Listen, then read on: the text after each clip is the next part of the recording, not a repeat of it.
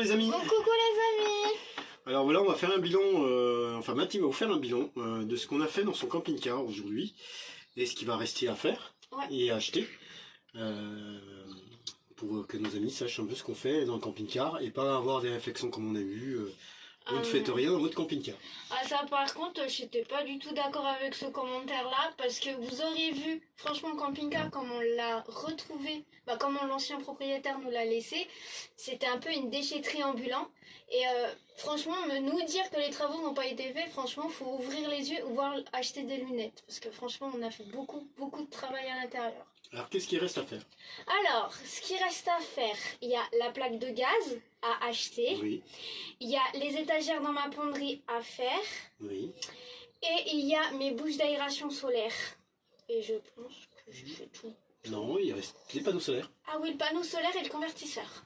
Et le convertisseur. Et aussi, on va démonter en fait l'attelage qui est sous le camping-car, qui fait un poids phénoménal et qui sert à rien.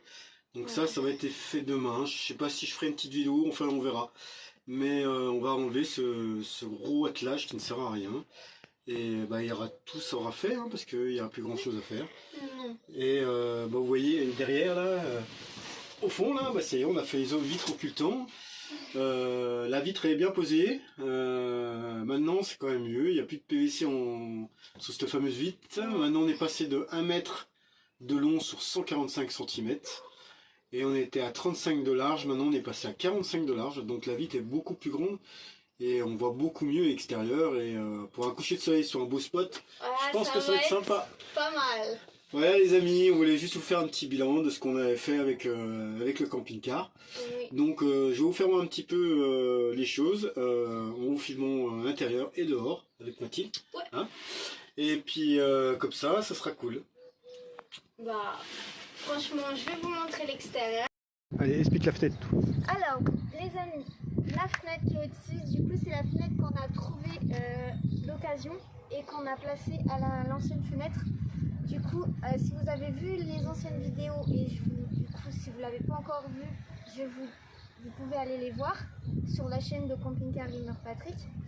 Et du coup, celle-ci elle est plus grande, on passe de 1m45 sur 45 cm, dont la fenêtre avant était de 1 mètre sur 35, donc on passe beaucoup plus grand.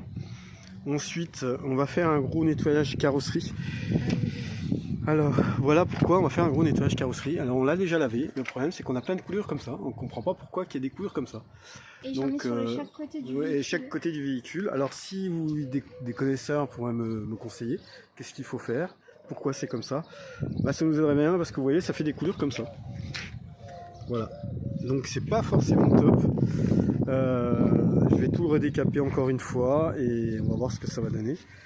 Mais autrement, dans l'ensemble, il est fini de chez fini. Il nous reste encore, comme je dis, Mathilde, les panneaux solaires, le gaz, le gaz et les sols.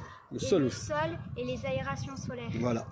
Donc à bientôt les amis pour les MK2 de Mathilde. Et si vous ne l'avez pas vu quand il était au début, qu'il n'y avait pas la fenêtre, vous pouvez aller voir sur la chaîne de Fourgon Maurice. Et il l'a vu, il l'a filmé aussi. Merci à lui, on l'aime beaucoup. Donc allez, à plus les amis. À plus les amis.